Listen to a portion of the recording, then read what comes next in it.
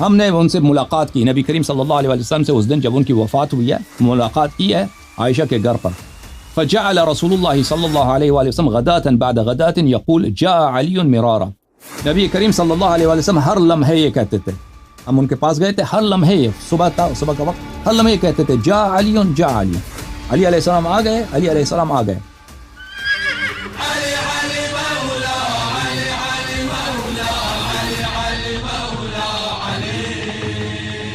اچھا، ایک دوسرا حدیث ہے، وہ بھی حضرت عائشہ سے روایت ہے کہ رسول اللہ صلی اللہ علیہ وسلم کا جب وفات ہو رہا تھا، یعنی انتقال ہو رہا تھا، تو اس کا سار مبارک جو تھا وہ میرے ذان پہ تھا، تو وہ اس نے مسواک مانگا، تو پھر میں نے عبد الرحمن کو کہا کہ مسواک لے آؤ، پھر وہ مسواک لے کے آیا، تو وہ میں نے اپنے دانتوں میں چبایا، پھر رسول اللہ صلی اللہ علیہ وسلم نے اس کو وہ کیا. تو اس حدیث کے بارے میں کیا آپ کا وہ ہے، یہ حدیث صحیح ہے یا؟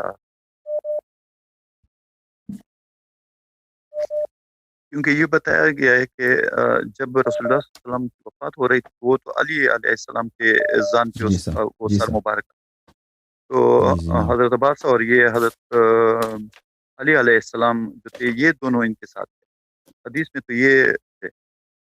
لیکن یہ جی جو ہمارے ممبروں پہ اور خطبوں میں یہ پڑھایا جاتا ہے، بتایا جاتا ہے. دیکھیں یہ بات کافی طویل ہے کہ کون نبی کریم صلی اللہ علیہ وسلم کے ساتھ آخری وقت میں کون تھا ان کے وفات تک. میں کچھ احادیث آپ کو دکھا دیتا ہوں. اچھا، یہ ایک اور کتاب بھی میں لے کے آؤں آپ کے نزدیک، معاف کیجیے.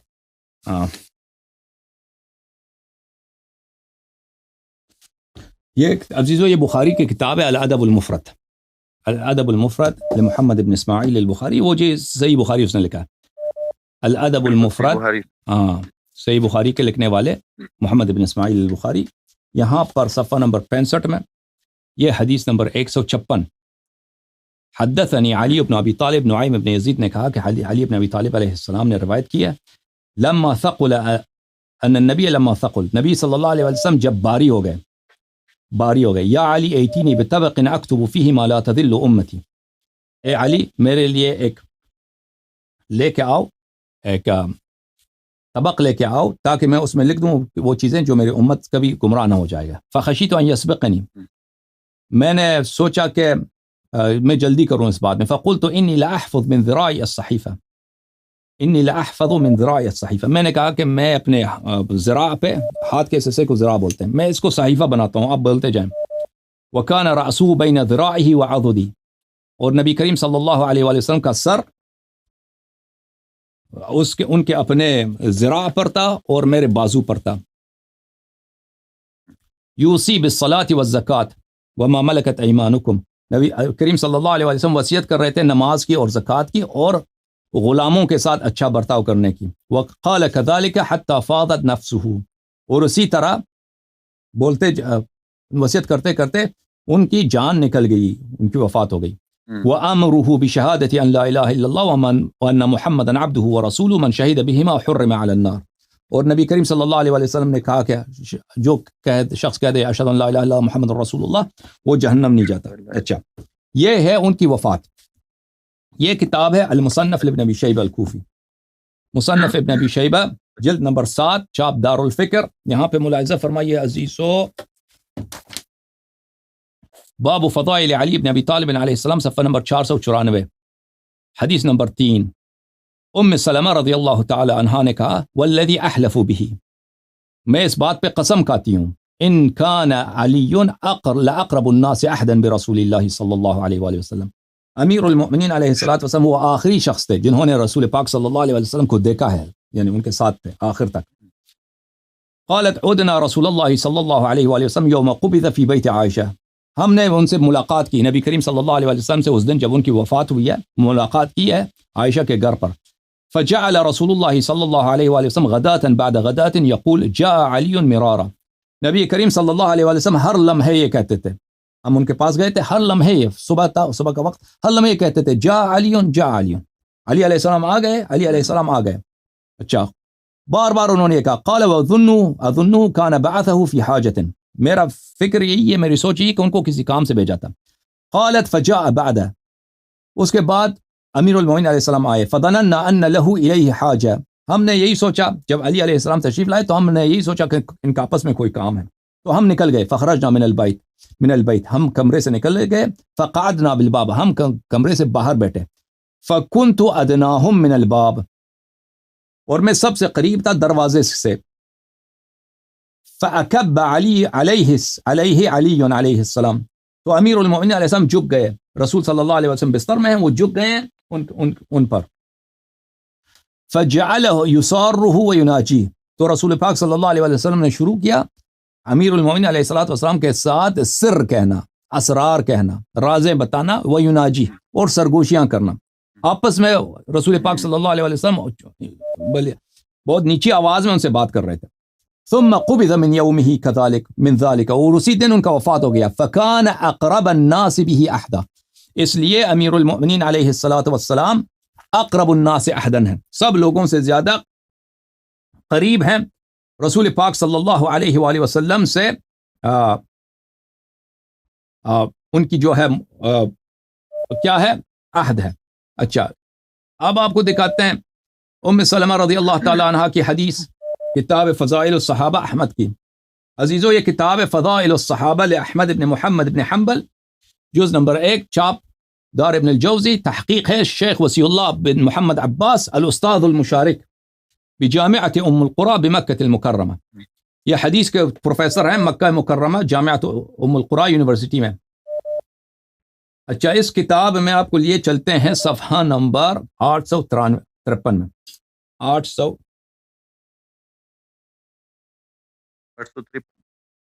جی سر 853، یہ 853 ہے، حدیث نمبر 1171، یہ ام سلمہ سے ہے، والذی احلف به، میں قسم کھاتی ہوں اس بات پر کہ علی علیہ السلام اقرب الناس عہدا برسول اللہ صلی اللہ علیہ وسلم، سب سے آخر میں جو ملاقات کی ہے، آخری جو شخص رسول پاک صلی اللہ علیہ وسلم موت سے پہلے تھے وہ امیر المؤمنین علیہ السلام تھے، اور اسی حدیث کو وہ زیادہ، اسی حدیث جو مصنف ابن شیبہ میں ہے، یہ ہے اسناد صحیح سند کے ساتھ۔ اچھا، اسی حدیث کو ابو یعلا الموصلی نے نقل کیا ہے، مستدرک نے نقل کیا، حاکم نے، بہت سارے، نسائی نے نقل کیا ہے، 2-3 مقامات پہ نسائی نے نقل کیا اپنے کتاب میں۔ اچھا،